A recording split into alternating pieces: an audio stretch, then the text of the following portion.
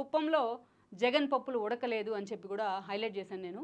ఇక్కడ చూసినట్లయితే కుప్పం జగన్మోహన్ రెడ్డి గత ఎన్నికల్లో 151 సీట్లతోనే ఆయన సీఎం కావడం జరిగింది. రాష్ట్ర వ్యాప్తంగా ఆయనకున్న ఒక సానుభూతి కావచ్చు, ఆయన తీసుకున్న వై నాట్ 175 అనే ఒక నినాదం కావచ్చు, ఇలాంటివన్నీ దాదాపు ఆయన పార్టీ పెట్టిన తర్వాత 8 ఏళ్ళు అధికారంలో లేకపోవడం కావచ్చు, ఇవన్నీ కూడా ఒక సానుభూతిని అయితే క్రియేట్ చేశాయి. వైఎస్ వారసుడు కావచ్చు, ఆయన పరిపాలన వైఎస్ని జగన్లో చూసుకుందామని కూడా ఏపీ ప్రజలు అనుకున్నారు. ఇక టీడీపీ మీద ఉన్న ఒక వ్యతిరేకత కూడా ఆ రోజు జగన్మోహన్ రెడ్డి కలిసి వచ్చింది. గతంలో ఏ సీఎంకి రాని విధంగా ఒక 151 సీట్లతో ఒక థంబింగ్ మెజారిటీతో జగన్మోహన్ రెడ్డి అప్పుడు సీఎం కావడం జరిగింది. కేవలం టీడీపీ 23 స్థానాలకి పరిమితమైంది. అలాంటి అప్పటి నుంచి కూడా జగన్మోహన్ రెడ్డికి తన మీద తనకి చాలా కాన్ఫిడెన్స్ పెరిగింది. ఈ క్రమంలోనే కొన్ని రోజులకే లోకల్ బాడీ సెలక్షన్స్ రావడం జరిగింది. చాలా చోట్ల టీడీపీ లోకల్ బాడీస్లో పోటీ చేయకుండా హ్యాండ్స్ అప్ అనే పరిస్థితి ఉంది. తన క్యాడర్ని కాపాడుకునే ప్రయత్నంలో, తన లీడర్ని కాపాడుకునే ప్రయత్నంలో ఆ రోజు టీడీపీ అధిష్టానం బిజీ అయింది. ఒకవైపు వైసీపీ నుంచి జరుగుతున్న ఒక దాడులు కానీ, వ్యూహాత్మకంగా జరుగుతున్న కొన్ని ఎత్తుగడలు కానీ, ఈ క్రమంలో టీడీపీ ఆ రోజు పూర్తిగా సైడ్ అయిన పరిస్థితి. ఎప్పుడైతే లోకల్ బాడీస్లో తాను పై చేయి సాధించారో జగన్మోహన్ రెడ్డి, ఈవెన్ కుప్పం లాంటి చోట్ల, కుప్పం మున్సిపాలిటీలో కూడా ఆ రోజు వైఎస్ఆర్సీపీ గెలవడం జరిగింది బికాజ్ ఆఫ్ పెద్దిరెడ్డి. అలాంటి సిచ్యువేషన్ నుంచి నిజంగానే టీడీపీ అక్కడ డీలా పడింది. టీడీపీ డీమోరలైజ్ అయింది. అప్పటి నుంచే జగన్మోహన్ రెడ్డి వైనాట్ కుప్పం అనే నినాదాన్ని తీసుకున్నారు. ఆయన ఇన్ని సీట్లు 151 సీట్లు గెలిచిన మనం వచ్చే ఎన్నికల్లో కుప్పాన్ని కూడా ఎందుకు గెలుచుకోలేమంటూ కూడా ఆయన ఒక సవాల్ చేశారు. అంతేకాదు ఒక టార్గెట్ కూడా పెడతాం జరిగింది రాయలసీమ జిల్లా నేతలకు. ప్రత్యేకించి ఆ టార్గెట్ని పెట్టింది పెద్దిరెడ్డికే. పెద్దిరెడ్డి రామచంద్రారెడ్డి కాంగ్రెస్ నుంచి ఆయన సీనియర్ మంత్రిగా కూడా పనిచేశారు. కిరణ్ కుమార్ రెడ్డి ఫ్యామిలీతో ఎప్పుడు కూడా ఒక కాన్ఫ్లిక్ట్ అయితే ఉంది, పొలిటికల్ కాన్ఫ్లిక్ట్. దెన్ ఆయన వైఎస్ఆర్సీపీలో కూడా వెళ్ళడం జరిగింది. అలాంటి పెద్దిరెడ్డి ఇక్కడ మనం చూసినట్లయితే రాయలసీమకు అనఫిషియల్ ముఖ్యమంత్రిగా కూడా వ్యవహరిస్తూ వచ్చారు ఆయన. సో అలాంటి పెద్దిరెడ్డికి వైనాట్ కుప్పం అనే టార్గెట్ని ఇవ్వడం జరిగింది జగన్మోహన్ రెడ్డి. అప్పటి నుంచి కూడా యాజ్ ఇట్ ఈజ్గా దాన్ని ఇంప్లిమెంట్ చేసే ప్రయత్నం చేశారు జగన్మోహన్ రెడ్డి అండ్ పెద్దిరెడ్డి ఇద్దరూ కలిసి. అక్కడ భరత్ అనే వ్యక్తిని తీసుకొచ్చి అతను ఎమ్మెల్సీ చేయడం జరిగింది. చంద్రబాబు నాయుడిని ఓడించినట్లయితే భరత్కు మంత్రి పదవి ఇస్తాను క్యాబినెట్లో అని కూడా జగన్మోహన్ రెడ్డి హామీ ఇవ్వడం జరిగింది. సో అలా ఈవెన్ తన సొంత కాన్స్టిట్యున్సీలో, తన అన్నేళ్లుగా తను ప్రాతినిధ్యం వహిస్తున్న తన సొంత కాన్స్టిట్యున్సీలో చంద్రబాబు నాయుడు అడుగు పెట్టాలంటే కూడా అక్కడ అడుగు పెట్టనివ్వని పరిస్థితి ఉంది. ఎన్నోసార్లు ఆయన క్యాన్వాయ్ మీద ఆయన మీద రాళ్ళజాడు జరిగింది. ఎన్నోసార్లు వైఎస్ఆర్సీపీ నేతలు అక్కడ ప్రొటెస్ట్ చేస్తూ వచ్చారు. అంగళ్ళు లాంటి దాడులు కూడా మనం చూసాం.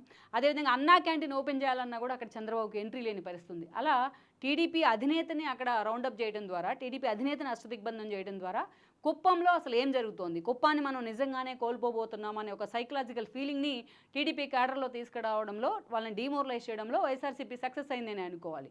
సో ఆ స్థాయిలో కుప్పం మీద గ్రిప్ సాధించారు ఒక దశలో జగన్మోహన్ రెడ్డి కానీ, ఆయన టార్గెట్తోని పెద్దిరెడ్డి రామచంద్రారెడ్డి కానీ. అయితే అందరూ కూడా చాలాసార్లు అంతే అనుకుంటూ వచ్చారు. నిజంగానే ఆ ధీమా అయితే కనిపించింది. ఈవెన్ అక్కడ కుప్పం పరిధిలోని, రాయలసీమ పరిధిలోని ఎన్టీఆర్ అభిమాన సంఘాలను కూడా తమ వైపు లాక్కునే ప్రయత్నం చేసింది జగన్మోహన్ రెడ్డి సర్కార్. వాళ్ళందరినీ కూడా చంద్రబాబు నాయుడు ఎప్పుడు పర్యటన తీసుకున్నా జై జూనియర్ ఎన్టీఆర్ అంటూ కూడా, డౌన్ లోకేష్ అంటూ కూడా వాళ్ళు నినాదాలు చేసి పార్టీ అధినేత దగ్గర నుంచి పార్టీ క్యాడర్ను కూడా డిమోరలైజ్ చేసే ప్రయత్నం.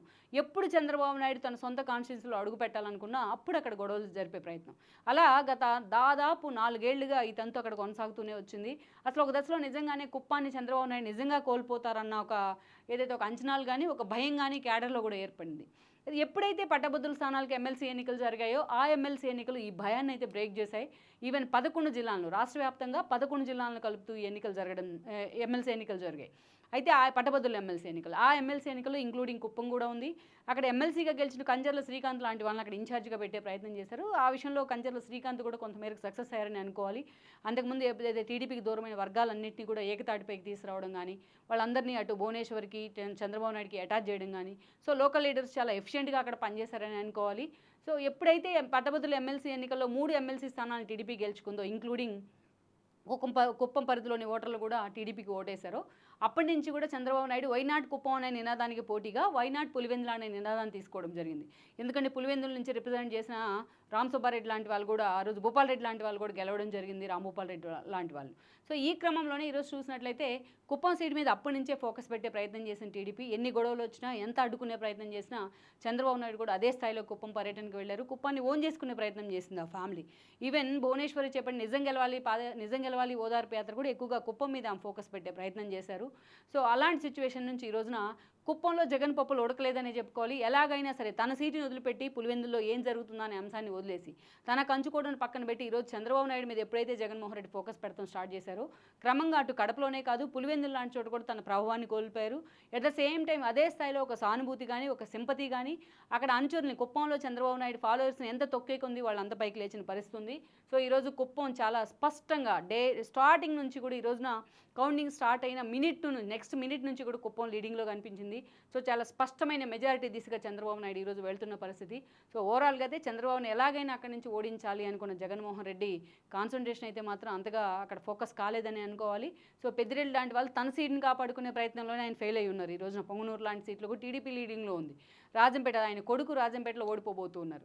అలాంటి సిచ్యువేషన్ నుంచి ఈరోజు కుప్పం మీద మాత్రం అంత సీరియస్గా జగన్మోహన్ రెడ్డి ఫోకస్ పెట్టలేకపోయారు.